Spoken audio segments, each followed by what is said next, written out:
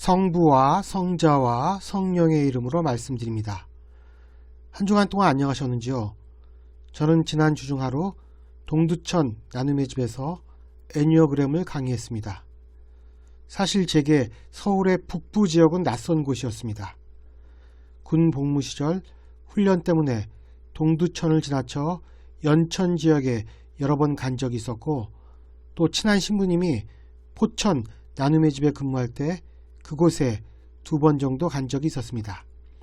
동두천, 포천, 연천이 다 인접 지역이었지만 제 기억 속에는 서로 떨어져 있는 것처럼 인식되었는데, 이번에 2번째로 동두천을 방문하면서 세 지역의 위치를 대충 가늠할 수 있게 되었습니다. 그리고 이번에 알게 된 충격적인 사실 하나는 동두천 나눔의 집이 주한미군 위안부, 즉 기주촌 여성들의 거주지였다는 사실입니다. 지난번에 방문했을 때 건물의 폭은 좁은데 세로로 무척 길쭉해서 매우 독특한 구조라는 인식을 지니고 있었습니다. 그런데 그 이유를 그곳 부제님이 설명해 주니 왠지 가슴이 먹먹해지는 것 같았습니다.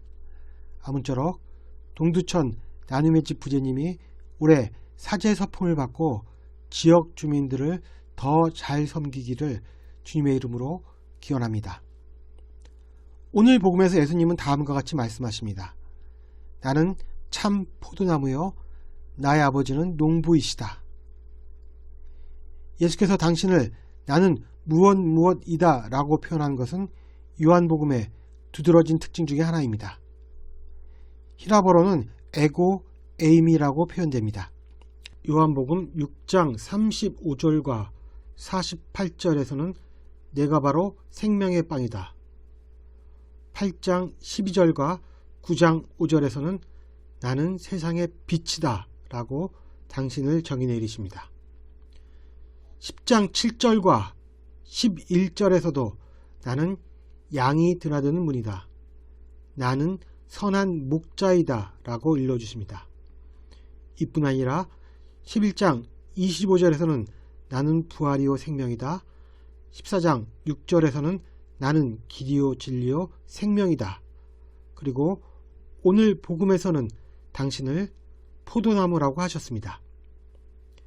예수님은 이러한 단정적인 표현을 사용하여 당신을 믿고 따르는 사람들에게 강력한 확신을 주려고 하셨습니다. 이것은 하나님께서 당신을 사람들에게 알리고자 하실 때 사용하신 표현과 일맥상통합니다. 모세가 하나님께 당신에 관한 신원을 묻자 하나님께서 하신 말씀이 바로 나는 스스로 있는 자이다 였기 때문입니다.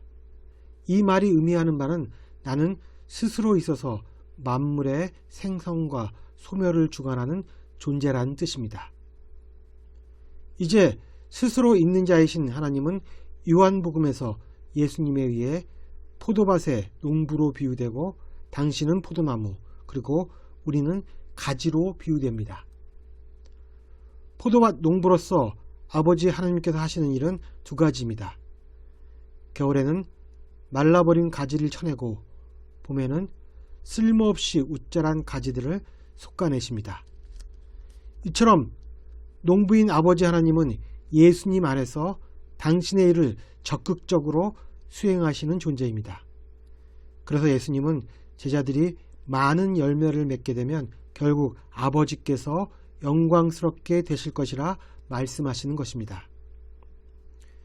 그러나 가지가 포도나무에 연결되어 있다는 것만으로 당연히 생명을 보장받는 것은 아닙니다.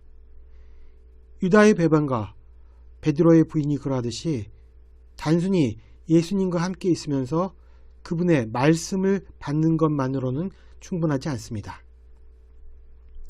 제자들이 예수님 안에 머물러야 하고 예수님이 제자들 안에 머물러야 합니다.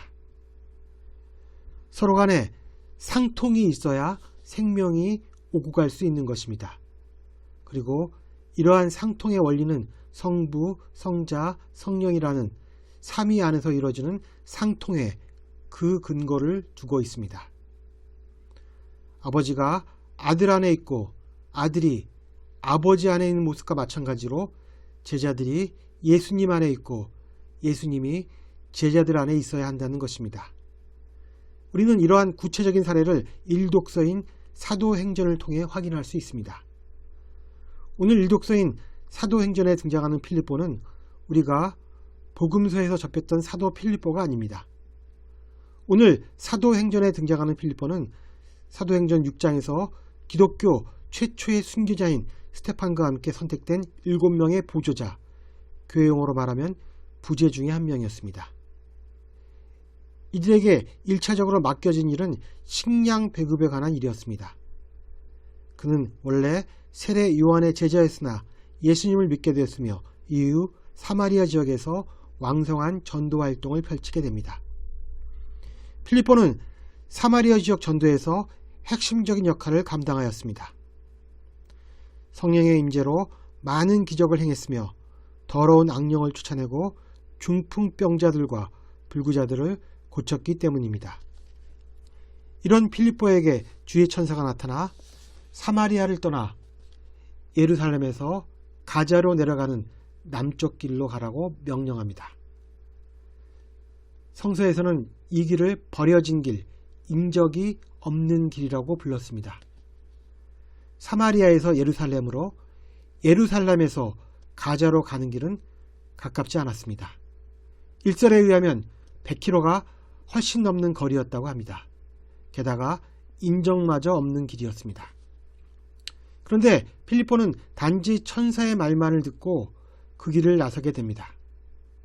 이러한 필립보의 행동은 우리에게 시사하는 바가 많습니다. 한 번도 가보지 못한 인적 없는 길이라 할지라도 하나님이 명하시면 그 길에 나서야 한다는 것. 이것이 하나님을 믿는 자들의 숙명이며 제자들 모두가 이러한 방식으로 복음 전파의 길에 나섰던 것입니다. 이러한 필립보의 행동은 오늘 복음에서 말하고 있는 것처럼 자신이 예수 그리스도라는 포도나무에 단단히 붙어있는 가지라는 자기 인식 없이는 불가능한 일이었습니다. 결국 필립보는 성령의 인도를 따라 걷다가 에디오피아 여왕의 내시이자 모든 재정을 관리하는 고관을 만나게 됩니다. 그는 예루살렘을 순리하고 이사야서를 읽은 만큼 신심이 깊은 사람이었습니다.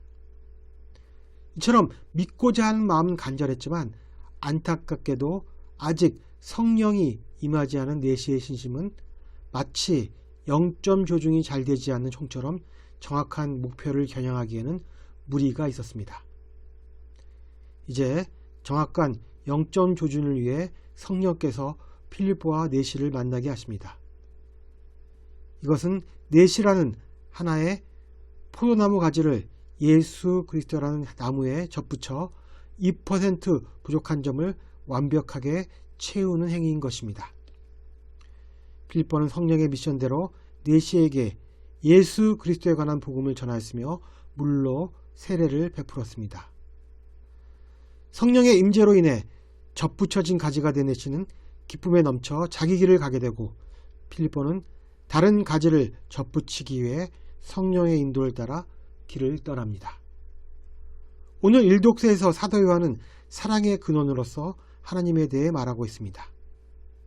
하나님께서 당신의 아들을 보내셔서 우리의 죄를 용서해 주시고자 제물로 삼은 일의 바탕에는 사랑이 존재한다고 말합니다.